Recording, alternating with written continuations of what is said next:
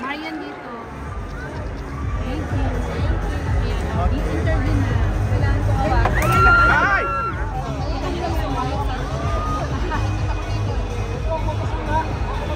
Mas tayo konti.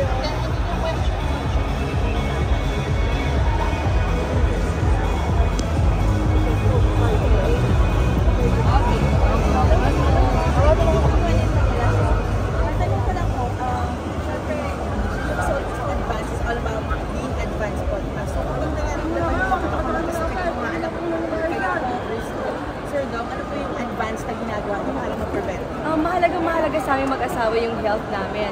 Siyempre parang necessity na yan ngayon after the pandemic na kailangan talagaan mo talaga. So, alam mo yung pag may nararamdaman ka, ganun pa lang, oh.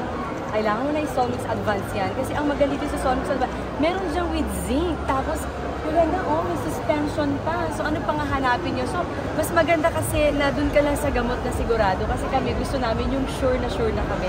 Ayaw namin nag-aalinlangan pa kami sa gamot na iinumin namin. But syempre, kailangan pa rin natin kumonsulta sa doktor bago tayo uminom ng mga gamot. Pero Marian, very careful ka sa pagpili ng mga ini-endorse. So, eto.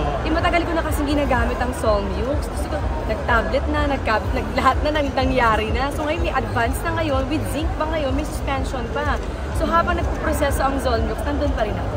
So nung narinig mo yung tagline na advance mag-isip, anong naiisip Very mo me. Very you. Very Ganun me. ka talaga. Oo, lalo pagdating sa pamilya ko. Like, halimbawa, yun nga, pag may magkakasakit, gaano ka-advance mag-isip si Mark? Advance talaga. Paubo ka pa lang, alam ko na yung gagawin ko. Tayo mga nanay, alam natin yan. Talagang i-make sure natin na lahat ng kasama natin sa bahay, hindi lang yung mga anak ko, asawa ko, lahat kami sa bahay. I-make sure ko talaga na lahat kami ay tamang iniinom gamot. At alam mo yun, umpisa pa lang, kailangan solusyonan na.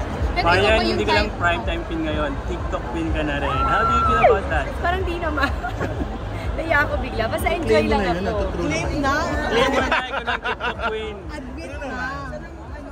At least paano pilang months lang or weeks pa lang ba? Actually, nag-post ako, birthday ko, which is August 12. So, 1 month pala. 1 month, tapos TikTok queen ka na.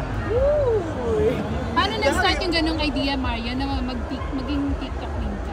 Wala lang. Kasi matagal lang sinasabi sa akin na mag-TikTok ako. And then sabi, ba't di ka sumayo? Parang sabi ko, parang ayoko na sumayo. Parang nahihiya na ako. Sabi ko, okay, sige, try natin. So, try lang naman ako. To the left, to the right. O, ayun na yun. Pero marami natutuwa kasi, yung suot mo diba, baggy clothes, pero sabi lang, sexy mo pa rin. Anong reaction mo doon? Sexy ba? Oo. Sexy pa! Effortless. Basta siguro ang pinakakilang talaga ako as ako nagsumasayo, ni-enjoy ko lang talaga siya. Enjoy lang ako. Siguro sa mga nakakilala sa akin, alam nila na love ko talaga ang pagsasayaw. Binalik ko lang ulit. May mga gusto kang makakollab sa pagsasayaw for TikTok? Meron, yung asawa ko. Malapit ko nang mapilit. Di ba yung Ang daming request ng Marimar, parang hindi mo rin pinapansin. Nababasa mo ba lahat ng comments? Nakikita ko lahat, nagko-comment. Hanggang kaya ko mag-comment sa mga nagko-comment sa akin. Gusto ko magkaroon talaga ng connection sa kanila na nakikita ko yung mga messages sila, mga comments nila. Yung Marimar, ibibigay ko yan. Pero, Abangan.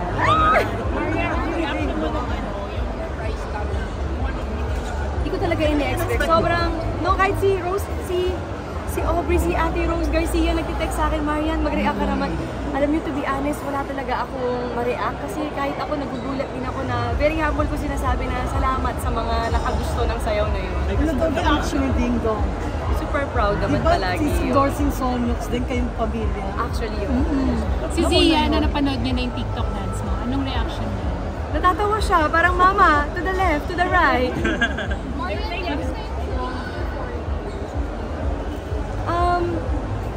Shooting for to be honest, sabi ko nangapa talaga ako. Ang hirap mag-adjust, hindi ko na lahat alam yung angulo ko and then memorizing the lines again. Siyempre mga kasama ko dun, first time ko din makasama. Pero after ilang weeks, naging okay na ako, naka-adjust na rin ako. So looking forward ako palagi mag-TV. Actually, hindi pa kami na-full cast. So konti-konti pa lang si Little Johnny, which is sa dito ang iba na yung pangalan niya. So paraging kami tsaka si Kuya Gabing magkakasama. Yung all cast, oo nga. Pati sila Kiray, sila... Matutuloy yung Star Cinema movie. Yes po, actually next week na po ang aming shooting. Wow! Sino yung director? Si May Cruz. May Cruz. Marian, anong Excited ka ba? feeling? Kasi film festival yun eh. Oo, na-excite din kami, tsaka nagulat din kami na nakapasok kami dun sa Manila Film Festival. So, sana ibalik natin ang pagpilit sa pelikulang Pilipino. Marian, anong feeling na pag sinasabi kasi nila pag nag-aasawa, medyo lumalamlam ang career, pero ikaw, In na-maintain mo your case. yung popularity mo and yung Palino ka. pagiging in demand mo as endorser. Siguro lahat ng ito utang ko sa taas. Kahit naman ang gawin kong galing, kung hindi naman dahil sa kanya, wala din naman lahat. So everything talaga, I praise with him talaga. Sa kanya talaga lahat. Anong naramdaman mo kanina yung pagkakagulo sa'yo na meron pa talagang napapasubsob talagang para lang makalapit sa'yo? Love na love ko din sila. Oo. At ito na, magbabalik na ako sa prime time. At ito, nag-tiktok na ako. Oo. So marami po silang aabangan. Marami bang nawala? Matagal ka bang nawala? Hindi naman 4 years po sa show. Matagal na yun. So, na-adjust mo na yung oras mo ngayon na mag-uumpisa ka na naman ng bagong movie, bagong series. Next week ko pa malalaman. Hindi ko alam kung paano gagawin ko. Are you attending the Star Magic? Alam ko kasi may shooting kami niyan. So alam ni Star Cinema may shooting ng araw na yan. Oo, mga yan ang feeling pati yung mga sikat na celebrity nagko-comments sa TikTok. Nakakatuwa. Natutuwa ako. Kinikilig ako. Hindi ko talaga alam kung anong ire-react ko. Basta ako sabi ko lang, enjoy ko lang siya. And thank you sa mga nakaka-love. Marian, ano ba lang? Tingnan ka ng baby as a style. Nakakataba din ng puso yan. Kasi ako kasi, kung kilala niyo ako, isusuot ko saan ako komportable. Hindi ako jam sa kanila yung puso. Pag hindi ako komportable, kahit puso yan, hindi ko isusuot yan. Pero doon ako sa komportable ako na kaya kong dalhin. Ang tanong sila, Mar, ano yung pwedeng as a mommy, yung mga self-care tips? Kailangan, number one, kailangan talaga may time ka para sa sarili mo. Kailangan may me time ka. Kasi yung me time na yun, doon ma-realize kung paano mo gagawin at i-adjust ang mga bagay-bagay.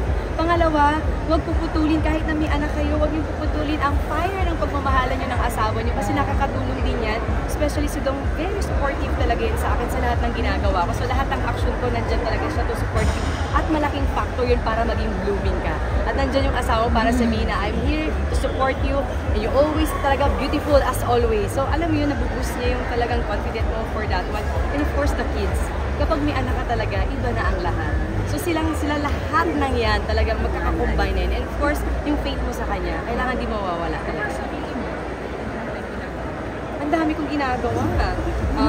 Nandun ako sa office ko, nag-arrange ako ng flowers, nagmumuni-muni ako. Minsan nag-games po ako ngayon. Anong games Kaya yan? po ako mag-games kayo. Anong game? Kung ano-anong games, mga Snake or tsaka Super Mario. hindi ka, wala kang plano maging gamer talaga, yung pang... Naku, baka patungo na ako doon.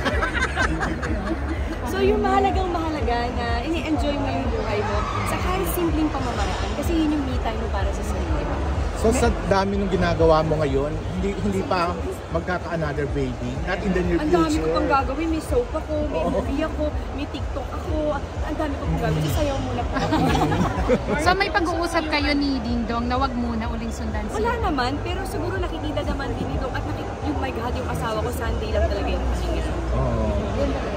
Ikaw, Mar, yung pinag-uso mo balik yung parang 90s na relax na. Part mo sa parang Actually, way back kasi bago ako mag-artista, ganun talaga yung forma ko. So, komportable talaga ako sa ganun. Pero syempre, bilang artista ka, may mga event ka ina-attinan, kailangan siguro yung maintain pa rin ka character of being artist pa rin. So, ngayon mas nakaka-inspire. Oo. Natutuwa nga ako eh. Diba? Medyo chill na ako. Yan, yung sa MMFF ngayong taon, parang mabibigat yung mga makakalaban